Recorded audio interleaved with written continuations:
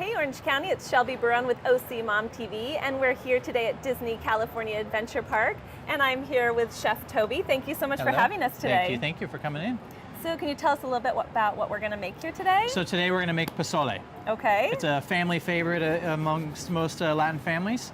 We're going to make our pork pozole. You can also make this with chicken if you prefer. It's just your own preference. Okay. So we're going to start this with a nice sized pot. You're going to start with cold water. Okay. The reason you're going to do cold water is because we're going to add the raw pork in, and as it cooks, it's going to have a little bit of foam. You want to take that off to keep it nice and clean and clear. Okay. Okay. So you can get a diced pork shoulder. You can get it in a grocery store. This is about a pound or so. Okay. Since we're making a small batch, so we'll get that in the bottom of the pot. We'll cook this. Start this cooking for about 30 minutes. Then we'll skim that scum we were talking about. Okay. Keep it nice and clean and clear.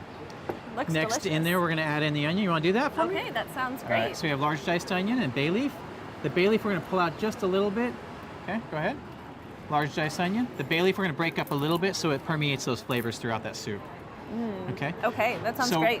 We're going to also add a little bit of garlic and seasonings right here. Actually, it's going to be right here. Okay, perfect. So we actually split the garlic in half so it permeates that flavor as well as throughout the soup. Nice big pieces won't dissolve in your soup. So, and what are the seasonings we have? So we also have cumin, black pepper, and Mexican oregano. Okay. Go ahead and add those in. A little bit of salt.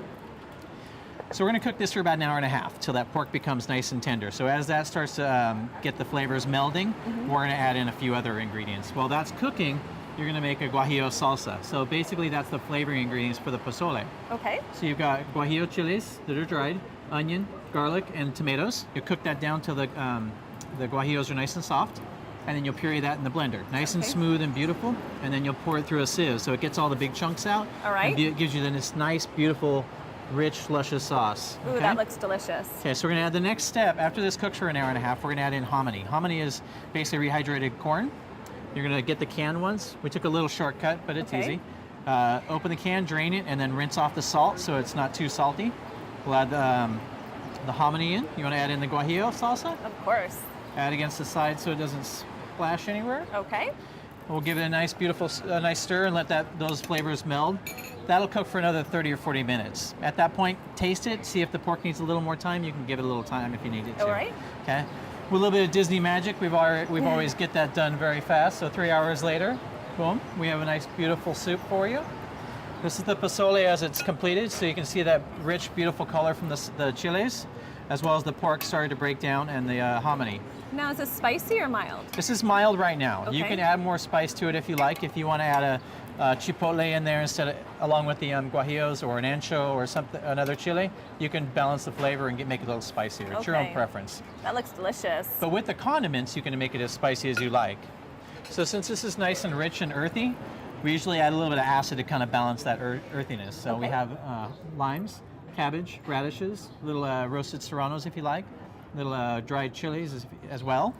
It's your own preference on what you prefer. You want a little avocado in there? You can put a little avocado in there. What would you like?